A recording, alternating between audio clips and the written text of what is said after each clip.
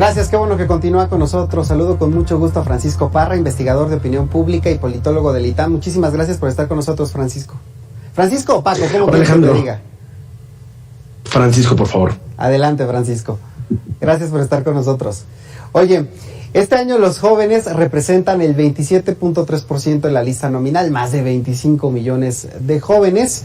¿Qué tan trascendente crees que sea la participación de este sector en estos comicios? Mira, lo más importante, como en todos los comicios, es ver quién participa, ¿no? Entonces, en ese sentido, como bien dices, es aproximadamente un cuarto del electorado, según los datos de las estadísticas del INE, tienen menos de 30, ¿no? Estos son aproximadamente, para que nos demos una idea de el tamaño, son casi 25 o 26 millones de electores. Ahora, lo que suele decirse, suele pensar, es que es un electorado homogéneo, que todos van a votar por una sola opción, ¿no? Esto, la verdad es que la evidencia en los últimos años nos ha mostrado que no pasa así. Realmente en ciertos momentos incluso se llega a votar de forma muy similar al grueso. Ahora, donde sí hay algo muy interesante es que es este segmento, el segmento joven, donde el presidente López Obrador ha perdido la mayoría de su apoyo. Entonces, suponiendo que esta elección 2021 se trate un poco de una evaluación al gobierno en turno, pues podríamos pensar que el voto joven no necesariamente va a estar tan fuerte con López Obrador como lo están otros segmentos. A ver, ya que tocas este tema, ¿qué factores sí podrían impulsar a los jóvenes a salir a votar el próximo 6 de junio, independientemente de la opción que vayan a elegir? Pues mira, para sorpresa de muchas candidatas y candidatos y consultoras y consultores, la verdad es que hay poca evidencia que diga que el TikTok o los videos virales en Facebook hagan que los jóvenes quieran votar por ellos, ¿no? La verdad es que ¿por qué vota un ciudadano? Es multifactual. Odio tener que responder con esto tan genérico, pero es la verdad. ¿Qué es lo que puede interesar muchísimo a un joven a votar? Ver una elección competida. Eso siempre aumenta las probabilidades de participación. 2, que alguien se identifique mucho con una candidata o con un candidato, ¿no? Entonces digan, ¿saben qué? Sí, voy a respaldar esta opción. Y la 3, que tengan un deber cívico. Un deber cívico de que nos conviene votar. Realmente sí nos acercamos a una de las elecciones con tasas de participación pueden ser bastante bajas. O sea, los estimadores no se ven tan bonitos para que haya una alta participación. De ahí la importancia de que las y los jóvenes participen de esto, porque la elección se construye todos los días y especialmente los días de las elecciones. Claro, ya que tocas el tema de cómo incide el hecho de las campañas, hablabas de las redes sociales, te preguntaría lo contrario, ¿la forma tradicional de hacer campañas realmente incide en el voto de los jóvenes? Mira, ese suele ser un fetiche. La verdad es que las y los jóvenes tienen múltiples fuentes de información, contrario a otras generaciones, ¿no? Entonces ellos en efecto sí consumen más internet, consumen más televisión también, pero pues también ven más cosas. Entonces no solamente se van a quedar con el spot, de verdad sí les gusta seguir más a las y los candidatos, sí quieren ver qué están haciendo, y de ahí que la diferencia sea que el día de la elección, a ver, ¿por qué van a participar las y los jóvenes? Porque realmente están convencidos de que sea una buena opción. Uh-huh. A ver, y te cambiaría la jugada, ver el otro lado de la moneda. ¿Los candidatos contemplan en su agenda a los jóvenes, los temas que le interesan a los jóvenes? Pues no sabría, la verdad es que no sabría decirte si veo que los contemplen. La verdad, también en México hace muchos años que no hay una agenda joven en general. Realmente hay pocos esfuerzos respecto a eso. Hemos visto que la elección se trata de dos cosas básicamente. Por un lado, un referéndum al gobierno en turno. Las y los candidatos de Morena quieren continuar con el camino de la transformación, así lo dicen, no hacen agenda, no hacen propuestas específicas para un segmento, no, el clivaje electoral es apoyar o no al gobierno en turno. Mientras tanto, los partidos de la alianza opositora, como ellos se ponen, el PRI, PAN, PRD, la tirada y de lo que están discutiendo es de darle un golpe a Morena. Si te fijas, en esas dos discusiones no hay un tema particular, que entonces después las y los jóvenes dirán, ¿sabes qué? Esa es la agenda que tenemos nosotros. Entonces, en ese sentido, pues tanto las y los jóvenes como otros segmentos electorales se encuentran ante una especie de abandono, porque el clivaje es otro.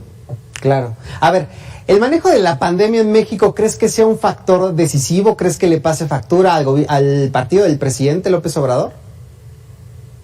Mira, la verdad es que las encuestas del periódico El Financiero, que es quienes han hecho el mayor esfuerzo por hacer encuestas públicas en los últimos años, retratan que las y los mexicanos califican bien el manejo de la pandemia, pero sobre todo en los últimos años, de los últimos meses, perdón, ya no creen que sea uno de los temas más importantes del gobierno. Ya regresó la preocupación por el tema económico y por la seguridad, ¿no? Entonces el tema del manejo de la pandemia, si fuese a jugaría incluso a favor, porque también el tema de la vacunación, que podría incluirse dentro del tema de la pandemia, apoya justamente o hace un refuerzo ante los seguidores de Morena particularmente. Entonces, en ese sentido, puede jugar a favor. No obstante, también tomemos en cuenta que los ciudadanos también tienen un efecto de respuesta. Si están contentos con algo, lo van a apoyar. Oye, ¿y los programas sociales crees que de alguna forma le den votos al partido del presidente, a Morena en específico? Porque recordemos que de alguna forma se dispersaron estos programas sociales, pero vemos, por ejemplo, en las tasas de desempleo para jóvenes que han ido, sí, con esta tendencia abrumadora a la baja y que no se termina de recuperar. Claro que sí, Alejandro. Mira, la verdad es que el tema de los apoyos sociales, salvo que estemos ante algún esquema abiertamente clientelar, entonces que haya una compra y coacción del voto, pues uno, eso es ilegal. Dos, como te decía hace rato, las y los ciudadanos también pueden responder positivamente ante esquemas de gobierno.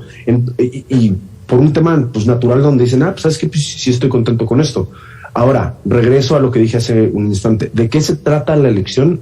Es un referéndum al gobierno. De eso se ha tratado, incluso en términos narrativos, por parte de las dos grandes coaliciones. Entonces, el hecho de que haya programas de gobierno que apoyen a un segmento en específico, no hay evidencia, no lo ha habido en los últimos 15 años, que eso pueda condicionar el voto.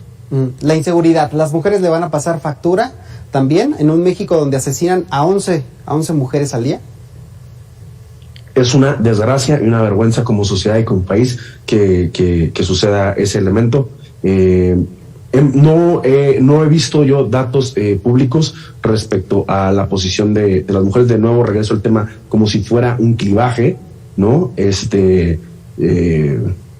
Para desgracia del momento, ya no es como fue tal vez en marzo de 2019, donde el clivaje sí fue muy importante, ¿no? Y había una calificación negativa respecto a lo que es el presidente en el tema de género, mujeres y violencia, particularmente de género, pero la verdad no he visto datos que digan si le podrán pasar factura. Y regreso a la respuesta.